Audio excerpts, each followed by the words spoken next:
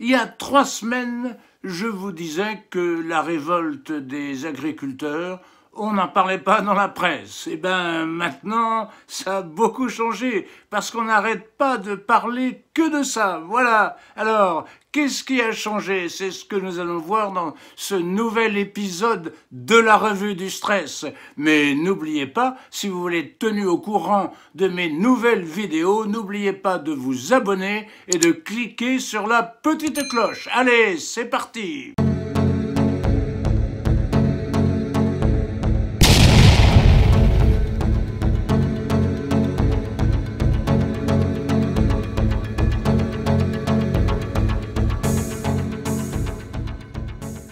Et oui, maintenant on est obligé d'en parler, parce que les paysans bloquent les routes, font des blocages partout, ils montent vers Paris pour peut-être bloquer Rungis, pour affamer la capitale. Alors évidemment, le gouvernement a les chocottes. L'autre jour, Gabriel Attal était allé dans une ferme et avait dit « Je comprends, les paysans, c'est notre priorité, on a toujours défendu l'agriculture. » Alors il a donc fait quelques petites concessions, des petites mesurettes, voilà, mais les paysans ont dit « Ben non, ça suffit pas, arrêtez de vous foutre de notre gueule. » Voilà. Qu'est-ce qu'ils veulent les paysans? C'est pas seulement des histoires de GNR, ça, le pouvoir à lâcher tout de suite. Non.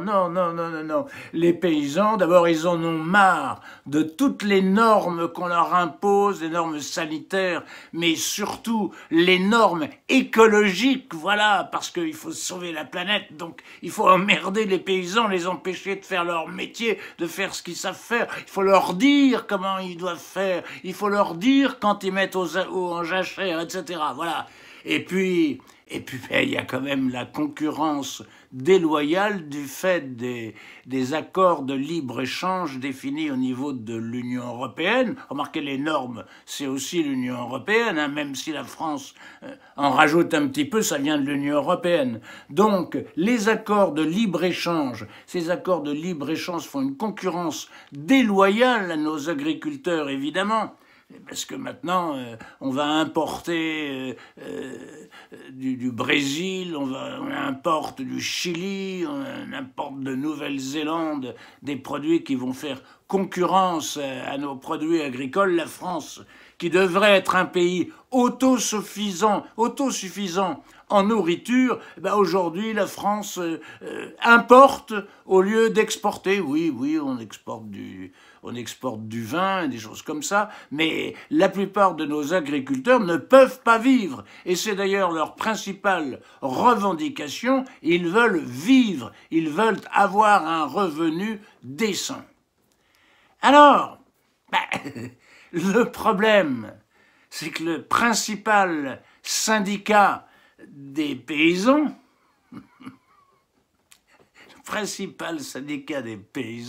c'est la FNSEA. Et puis il y a aussi les jeunes agriculteurs, mais c'est un petit peu pareil. Alors il faut savoir que la FNSEA, elle touche 2 fois plus de subventions de l'État qu'elle ne perçoit de cotisations. Vous savez, à qui on obéit? En général, on obéit à celui qui paye. Voilà. Alors, en fait, ce syndicat de FNSEA, il est dirigé par un monsieur Arnaud Rousseau, qui est le PDG du groupe Avril, qui n'est pas tellement un truc de paysan, mais une grande multinationale, voilà, qui a tous ses intérêts dans ce que fait l'Union européenne. En plus, c'est un grand copain de Macron. Alors, comment voulez-vous que ces syndicats défendent les agriculteurs?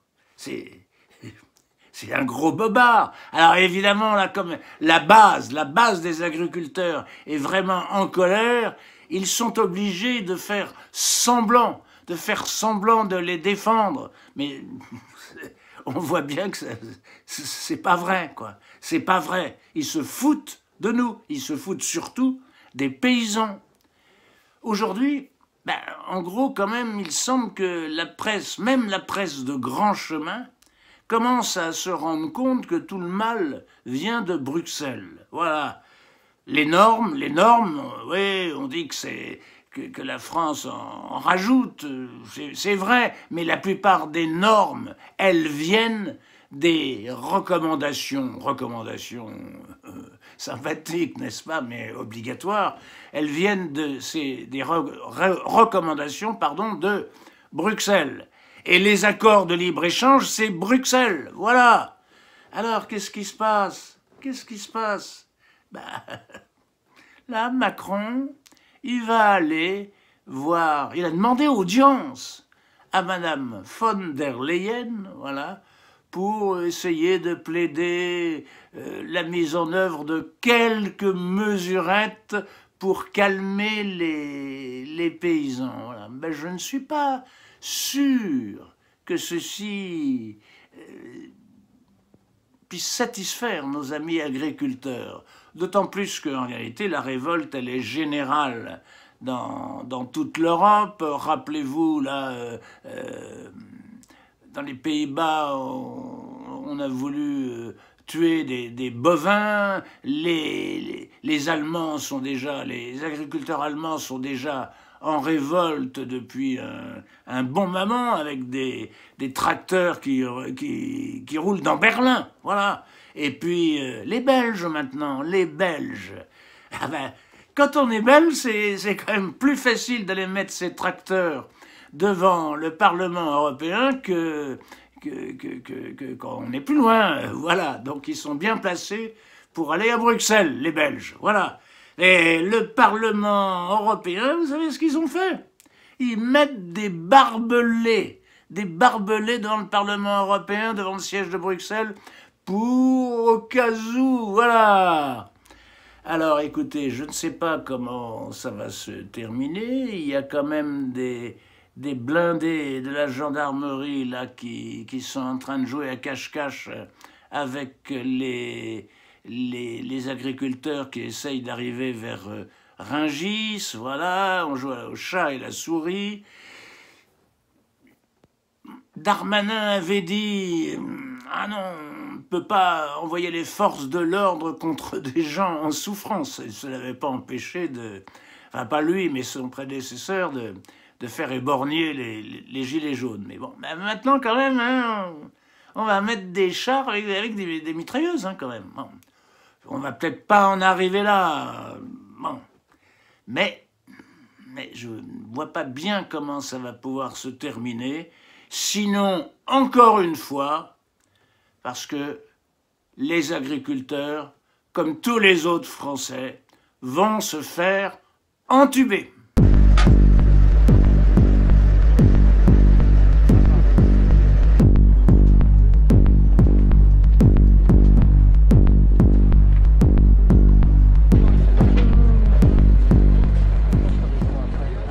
Merci d'avoir suivi cette vidéo.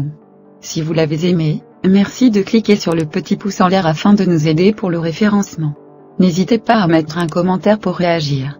Cela nous aide. Si vous voulez être tenu au courant des prochaines revues du stress, abonnez-vous et cliquez sur la cloche. C'est gratuit. À bientôt, portez-vous bien.